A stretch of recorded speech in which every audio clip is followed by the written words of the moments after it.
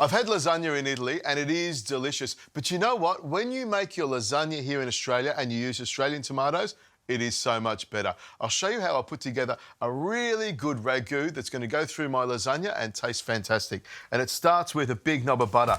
I like using butter, and I think butter and tomato go so well together. It just rounds off the acidity of the tomatoes. So I'll pop the butter straight into the pan and I'll turn that up because I want a bit of heat in there. And while the butter's in there, I also add a good splush of extra virgin olive oil. I find the two work really, really well together. I cut some celery and some onion and some garlic really, really fine and pop that into the pan.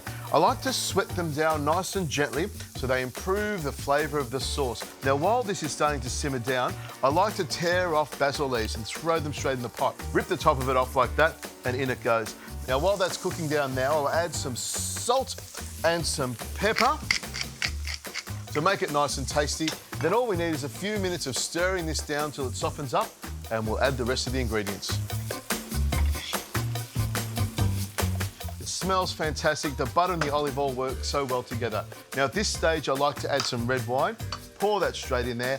Now I'll add my Australian tomatoes. Make sure when you're using tomatoes, always use Australian tomatoes. You're helping a farmer out. 3 tins of chopped tomato and diced tomato, or you could also use pureed tomato or whole tomato. It doesn't really matter. A little tap like that, and then a little stir around to make sure it all mixes in beautifully. It smells fantastic and looks even better.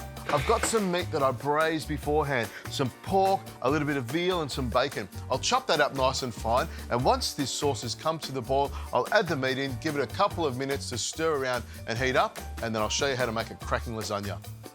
In goes the meat.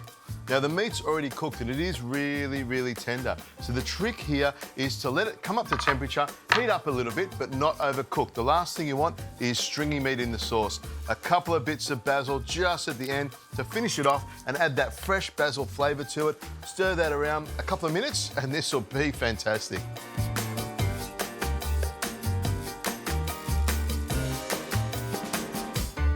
Now, if you have a look at the sauce here, you can see I've left it quite thin. Normally with a ragu like this, I'd have it really thick.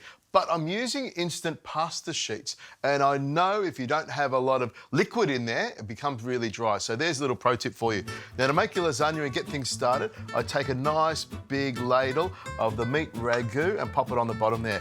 A bit of the sauce as well. It's really important to get a good, moist bottom layer, and make sure there's plenty of meat on there as well. Stir that around like that, and a few little pieces of this little bocconcini cheese, and that'll make it nice and cheesy. A little tiny bit of the bechamel sauce, which I've made many, many times. It's flour and butter. You mix it together until you get a roux, and then stir in some milk until you get a nice thick sauce. Once you've got that layer, it's really easy to just lay down some lasagna sheets. These are some really, really good lasagna sheets with curly edges, and don't be afraid to break them in half and put them there like that. Now I'll continue making these layers, and when I get to the top, I like a crunchy layer on top, so I put lots of cheese on it. This is how I like to do it.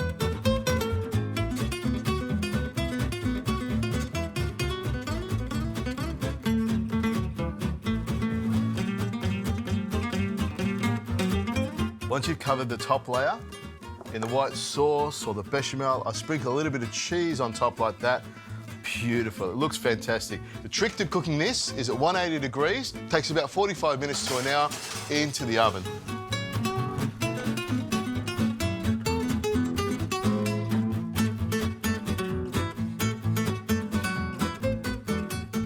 You can always smell when a lasagna's cooked, and it looks great as well. Cheese on top, pasta in there, lots of meat, and cut a square out. I always like to cut the pasta with a knife. It just makes it a lot easier to get out. And with a spoon like this, just go around the edges like that and spoon it up. Lots of layers in there, and that is really moist. And holding its layers, that's what's really important. When you make a lasagna, you should be able to cut it out, and all the layers you'll be able to see in there, and all the bits and pieces as well. Now, I've messed a bit up on the side there, but I'm not going to muck around with it. I'm going to cut straight into it. Pull the pasta off, lots of cheese in there, a little bit of meat as well. That is really, really good. I could say a lot about it, but I won't. I'm just going to tuck into some more.